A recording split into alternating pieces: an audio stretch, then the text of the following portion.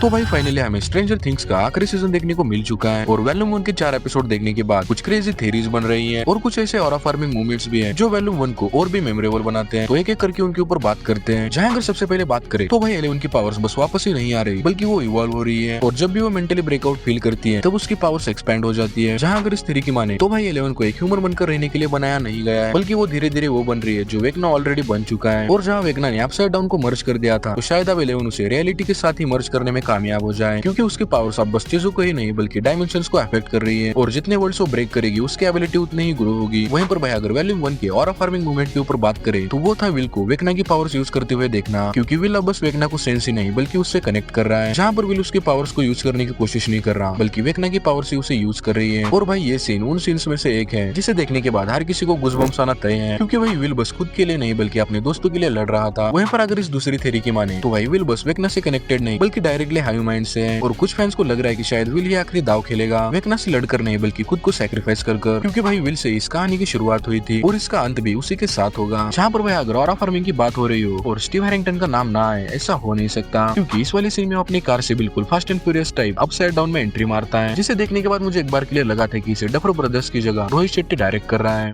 वहीं पर अगर इस थ्योरी की माने तो असल में वेकना कभी विलन था ही नहीं। तो भाई कुछ फैंस को लगता है कि वेकना फाइनल बॉस नहीं है बल्कि असल में वो बस एक जरिया है क्योंकि सीजन 5 से कंफर्म हो चुका है कि वहाँ पर डायमेंशंस एग्जिस्ट करते हैं जो कि डर और ट्रॉमा पर जिंदा रहते हैं। जहाँ पर वेकना सोच रहा है कि वो रूलर है मगर असल में वो बस एक मोहरा है क्योंकि भाई स्ट्रेंजर थिंग्स का फाइनल विलन खुद उनका डायमेंशन है। वहीं पर भाई अगर वॉल्यूम 1 के आखिरी और फार्मिंग मूवमेंट के ऊपर बात करें तो वो थी वेकना की साइलेंट एंट्री जिसमें कोई बैकग्राउंड म्यूजिक नहीं बजता बल्कि हमें बस उसकी ब्रीदिंग सुनाई देती है और उस खामोशी में जब एक स्लोली मूवमेंट होती है तब हमें एक डार्क शैडो दिखाई देती है जो पूरे कैमरे पर छा जाती है जो कि एब्सोल्यूट और फार्मिंग मूवमेंट था वेकना का। और भाई वॉल्यूम 1 ने ये तो साबित कर दिया है कि वेकना को किसी जंप स्केयर की जरूरत नहीं बल्कि बस उसकी प्रेजेंस ही काफी है सबके अंदर डर जगाने के लिए। वहीं पर भाई अगर इस फाइनल थ्योरी की माने तो असल में ये सब कुछ माइक के ड्रीम में हो रहा है जहाँ पर रियल लाइफ में नवंबर 6, 1983 को जब विल की डेड बॉडी मिली थी तब माइक अपने दोस्त की डेथ से हील करने के लिए एक बुक लिखता है जिसमें विल बायर्स मिल जाता है और सब कुछ वैसा ही होता है जैसे सीरीज में दिखाया गया था मगर असल में वो बस माइक की बुक का रिफ्लेक्शन था जिसमें विल अभी भी जिंदा है। क्योंकि भाई अगर तुमने नोटिस किया हो तो 5 सीजन सैडनेस को सिंबलाइज करते हैं जैसे कि डिनायल, एंगर, बार्गेनिंग, डिप्रेशन और एक्सेप्टेंस जिसकी वजह से सीजन 5 स्ट्रेंजर थिंग्स का फाइनल सीजन है। वहीं पर हमें सीजन 5 के आखिरी एपिसोड के कुछ लीक्ड इमेजेस देखने को मिल चुके हैं जिसमें वहाँ पर अब भी पुलिस ऑफिसर है और वो अपने बेटे सारा की लॉस को एक्सेप्ट कर चुका है और अब माइक की हेल्प कर रहा है विल की लॉस को एक्सेप्ट करने के लिए। तो तुम्हें क्या लगता है क्या स्ट्रेंजर थिंग्स बस माइक व्हीलर का ड्रीम है या फिर रियलिटी? इसके ऊपर तुम अपने ओपिनियंस मुझे कमेंट सेक्शन में बताओ और मिलते हैं अगली वीडियो में।